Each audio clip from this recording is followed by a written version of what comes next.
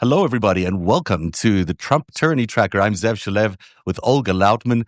It's so good to be with you today as we bring in day 171 of the Trump administration. We are getting closer and closer to 180. It's another day of authoritarian creep.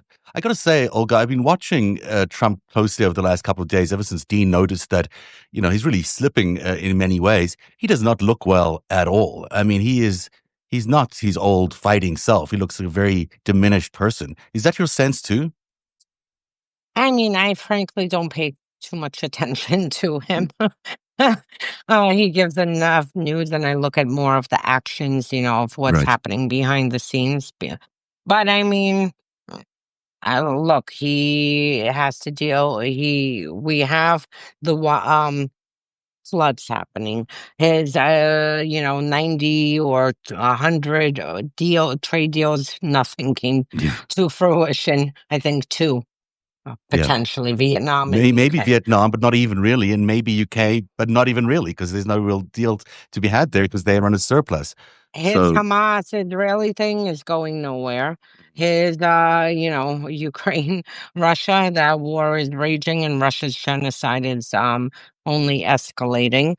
So frankly, he has done nothing except accomplish passing his bill that is going to strip over 10 million people of health care and steal basically transfer wealth from the vulnerable, the disabled, the senior citizens, the children, and the poor people to fund the rich people.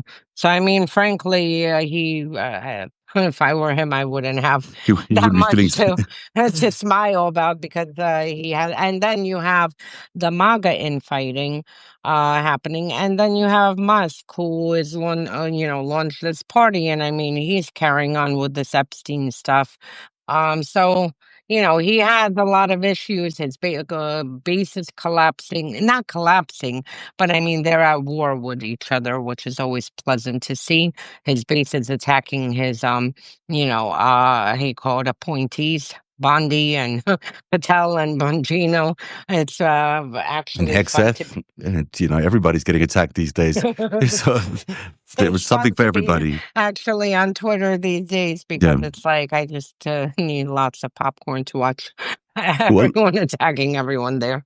well, just a quick programming note. Tonight at 7 p.m., I'll be joining Lev Parnas on his Substack, and we'll be talking about all the Epstein findings that I will be revealing again tomorrow, and as we repeat the secret life of Jeffrey Epstein tomorrow at 9 p.m. But tonight at 7 p.m., Lev and I will be going through some of that big data that we've been able to relook at and reanalyze. And there's some really interesting nuggets of information, even some really big stories buried inside all the information we had from 6 years ago. We're going to take a look at that, and we'll be on with Lev later on. So I hope everyone can join us then. But in the meantime, you're here with the Trump Attorney Tracker, and here we are at day 171. Let's begin with this really disturbing story. In a brazen 3-2 vote, Miami's City Commission has unilaterally delayed local elections until 2026, giving themselves an extra year in office, which must be nice if that's what you want. The officials claim they're saving money and want higher voter turnout during presidential years, but they completely bypassed public input despite other referendums still being scheduled for 2025. This represents a fundamental breakdown of electoral accountability at the municipal level, but it's also kind of rigging the elections because obviously people vote for the president or the president's party, in some years, maybe not this year, we'll see, during the midterms. Yeah, for me, Florida's an interesting case since I started focusing on US 10 years ago when that orange agent orange, as I call him, crawled down that gaudy escalator.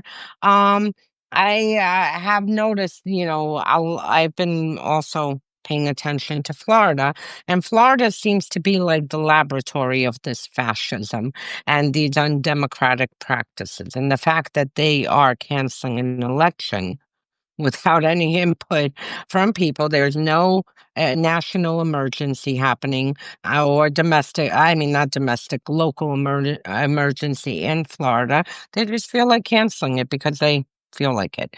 And I mean, this, something like Florida is a good indicator to see where the Republican Party is heading, what their next moves are, whether it was during COVID, and the really Putin-esque things that DeSantis was doing, whether it's, the direction of the MAGA base, and now with these canceling of elections, what's happening in universities there and in schools, the banning of books. Like, Florida is just a very good laboratory and, place to keep an eye on to see where the Republican Party goes from here. And this is extremely disturbing because this is exactly, if this is successful in Florida, you can bet that this is going to be tried nationwide and then expanded.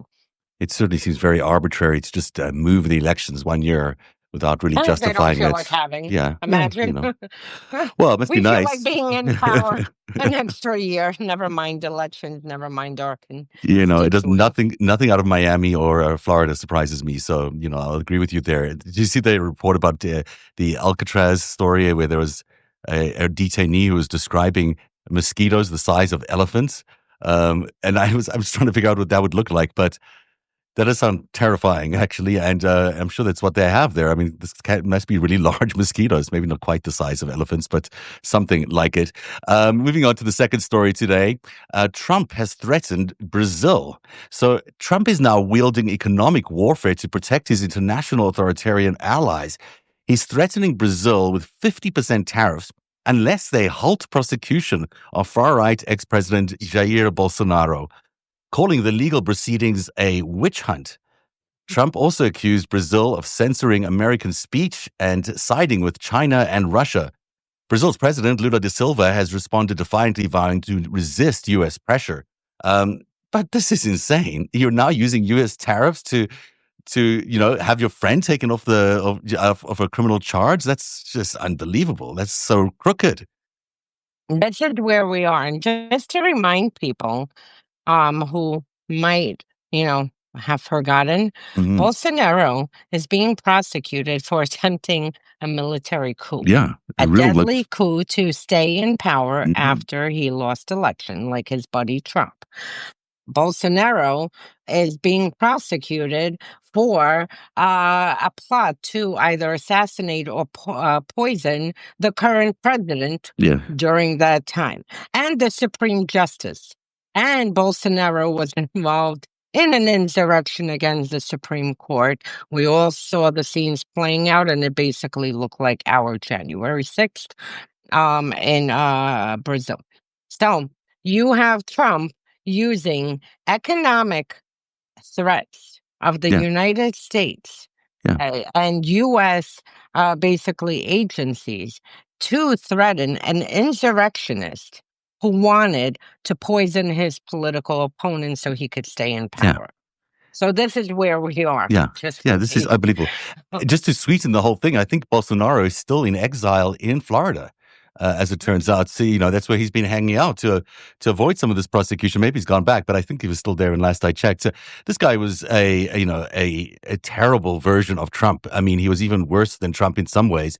And more brazen in their corruption. There was that family than the Trump family, but they were also very close to the Trump family. I mean, Bolsonaro's kids were always in Mar-a-Lago. There was always this special relationship between these guys. okay. But that's frightening that's a special relationship, and that he's willing to use the American tariff system to punish Brazil for following the rule of law and defending democracy. Well, insurrectionists flock together. Yeah, We're absolutely. we're lucky Trump hasn't reached the stage of Putin, and apparently Bolsonaro of plotting to poison his opposition party Right. and anyone running against him. So at least we have that much. But I mean, this is honestly the whole thing is outrageous. It is outrageous.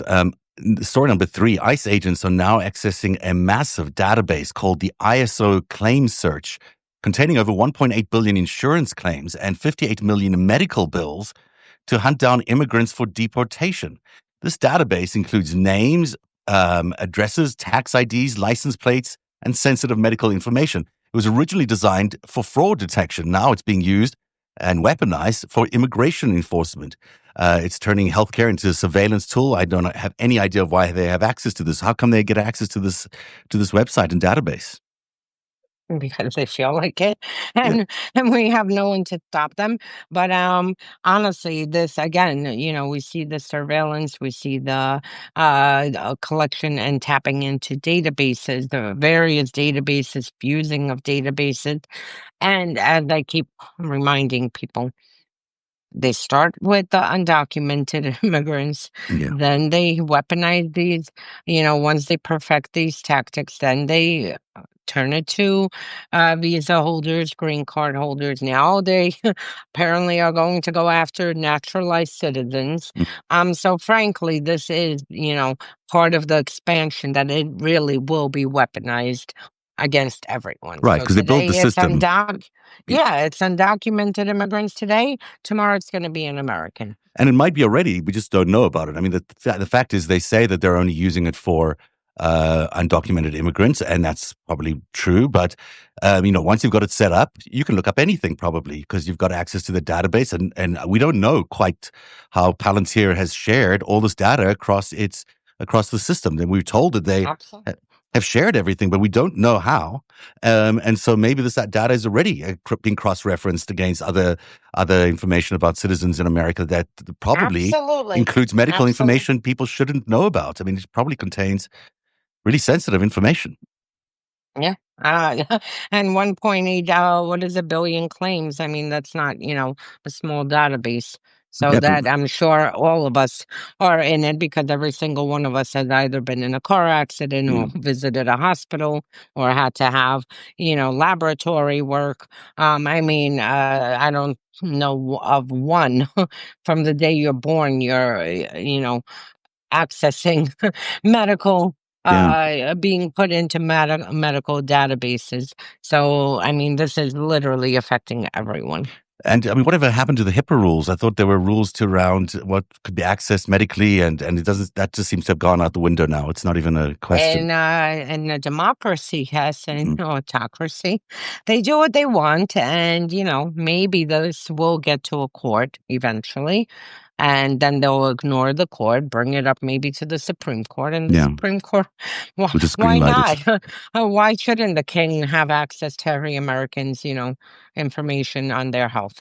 Oh, yeah. Meanwhile, former FBI Director James Comey has posted a beach photo. Remember this? He posted a beach photo way back of the seashells arranged to spell 8647, the numbers 8647, a reference to removing Trump from office. Now, the Secret Service responded by tracking his cell phone and tailing his car across 2 states.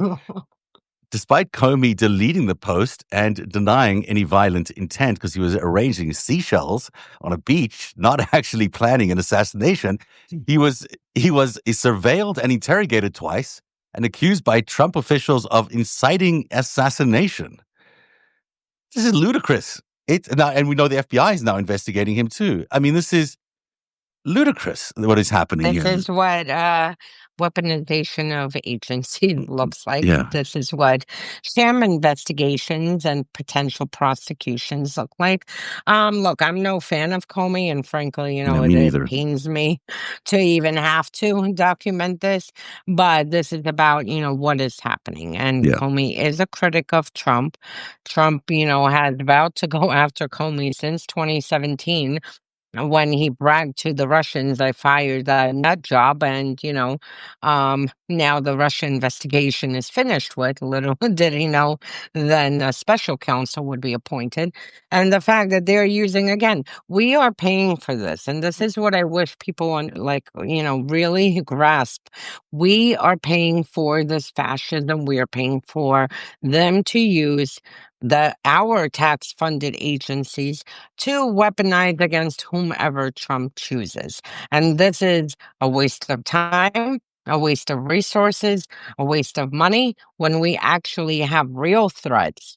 I didn't put in this tracker, but a few days ago, there was a how you call it, article that there's a far right extremist group with how you call it, lawyers, government officials, former government officials, military officials that is now spreading like wildfire across the US.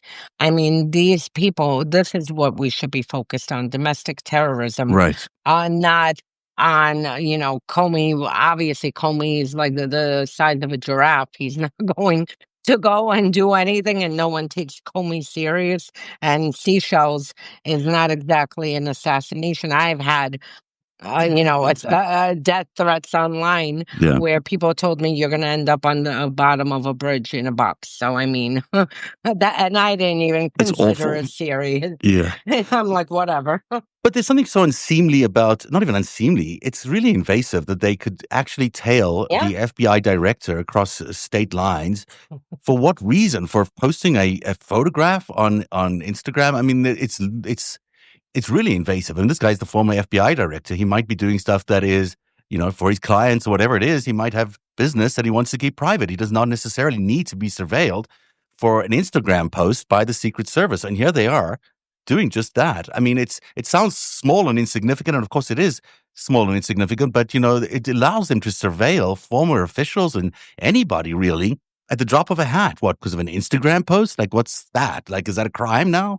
Because where do you land up, drawing the line here of where you can start surveilling people like this? It's just, it's nonsensical. Now, imagine Trump, with Mhm. all his praise for Putin in 2016 and carrying on how Putin is the love of his life. Yeah. And WikiLeaks, please release the emails times 170 plus times that he said it during campaign. Imagine people were surveilling. Like, that wouldn't even meet the standards to have wiretapping or surveillance done Yeah. No, because it's freedom of speech. But here, I mean, this is just like, it's not even, there's not even, you can't even imagine this is an assassination attempt or anything like it. It's just four numbers on seashells on a beach. I mean, it's nothing to spend your resources on. And it is just no, if ridiculous. he posted a gun and Trump's face next to it, Yeah. next to the seashells, like, well, you remember Roger Stone Yeah. put a judge's face The in a target around it. yeah, Yeah, in a bullseye. exactly. That's would be more of an assassination Yes. attempt as she's trying his case, Because those not deadly the. seashells, I mean, they could kill you. Um, Finally, today, our story takes us inside Florida's alligator Alcatraz, where migrants are being held in blackout tents with extreme temperatures, no clocks, 24/7 lighting, broken toilets, and no confidential legal access. One man has been hospitalized, though officials deny it. Lawmakers are barred from visiting the facility. Families can't get answers, and it's unclear whether detainees are in ICE or state custody. This is amazing. DHS claims Florida is solely responsible for conditions. Now, this place looks horrific and really the tough conditions to be putting anyone in. It's not surprising that one person has been sent to hospital. America's going to have, the stain of now running internment camps Yeah. because this is exactly what it is. These people, are being picked up based on the color of their skin. There is really, Sometimes with the color of their skin, sometimes it's just because they're travelers or whatever and being thrown in there. yeah. It's like, it's Yeah, just, but the majority in yeah, U.S. and domestic is the color of the skin because, frankly, I have not seen any Russians being hauled off. And I can promise you, there's I a have really a whole interesting story about neighborhood that, of them actually. of illegal Russians, Yeah. and no one's hauling any of them off. There's no ICE raids in their stores or neighborhoods. We have, plenty of undocumented white immigrants here who are not being touched. Their neighborhoods are not being touched. And here, I mean, they're plucking Americans on top of it. I mean, we've seen, American citizens being plucked in this dragnet. Because of the color of their skin. So they're rounding these people up. They are dehumanizing them in the process to justify, these human rights violations. They've been dehumanizing them to the point, that Trump was calling these people vermins, using Hitler language against them. And now they are putting them with no due process into these conditions with heat, no cooling, broken bathrooms. Now, mind you, this is what, within 48 hours or 72 hours? Mm. The facility just literally Yeah. opened. Yeah. I mean, this just opened. It's not that it's been open for a month, 6 months. It just opened somewhere around either July 4th Yeah. or July 5th. And this is already what is happening. I mean, there are due processes being denied. They're being kept in the worst conditions. And America's going to have to really, hopefully one day, the UN or someone speaks out of why America is running internment camps. Well, they're intending to put so many people in there. Once it gets overcrowded, I can't imagine what the conditions are going to be like with all that heat and there's still very limited facilities.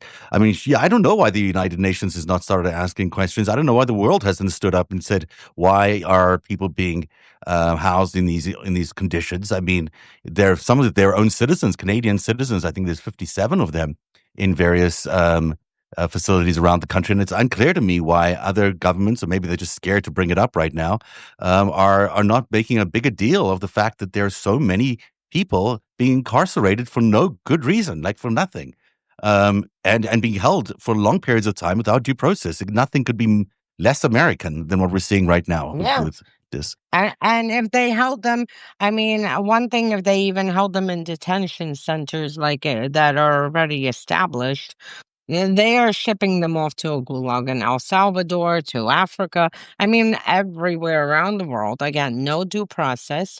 And I mean, now you have this, game that no one wants to basically like establish a clear chain of custody. Who is responsible for Right, this internment camp? right. Is it DHS and the federal government, or is it Florida state officials who It's are probably neither. responsible? It's probably some private company that they've outsourced this to, and that's really who's in charge of all of this. It's really disturbing stuff. Thank you for bringing that to our attention. I think that's it for the Trump Tyranny Tracker today. I'll be back at 3 o'clock with Dean Blundell for the 5-stack, the top 5 stories of the day. And then again at 7 with Lev Parnas to talk about Epstein. It's a long day. I'm not sure I'm going to be awake for that long. I was burning the midnight oil yesterday trying to find out all this new information about Epstein. God, it's a fascinating story. This is the one story that I've been stuck with for, since day one here at Narrative, and I can't let it go. There's something about this story that makes it feel like it's so connected to everything else, and it reveals everything else. So I'm really looking forward to spending time with Lev tonight, and hopefully you can join us. Maybe we'll call in and give us some feedback on all the stuff that you've got. If you're up that late and you've got a minute. I am up that late. I went to sleep at 5 in the morning because I was finishing the slides for the Authoritarian thing. If you look at what time I emailed them, it was like 4 something in the morning. Oh, wow. I think Yeah. like 4:30. We both So, way too late. I am unfortunately up and I have so much work, but I'll try. If I am while I'm working, I can. It should at be least really listen. interesting. There's some good stuff that we're going to be showing tonight, and you've got some great information that I'm dying to download from you. So hopefully I'll be able to reach you later on. That's the Trump Tyranny Tracker today. Everyone should check out the Trump Tyranny Tracker and Unmasking Russia. Olga's amazing Substacks. Subscribe to them. Someone just asked tomorrow, Friday, you're doing this series. Yes. Yeah, I just finished. I was editing it late last night, and it's so much better re-edited, and I think people will get a lot out of it. I'm just going to run moments of every episode instead of the whole 6 episodes tomorrow, but there is so much information, and I think people will really begin to see how big a network this was that Epstein and Trump were part of. I mean, it's clear these two were basically part of the same network. That they're not only, it's not a situation of them, well, maybe they abused some people together. They committed what appear to be real financial crimes, and tanking companies and bankrupting companies and doing things that you wouldn't ordinarily do if you didn't have the backing of this network, and they were doing it for that reason. So we'll reveal some of that later on. Thank you very much for being here today. Have a great afternoon, Olga. We'll see you again tomorrow at 2 You p.m. too. Thanks. Bye. Bye.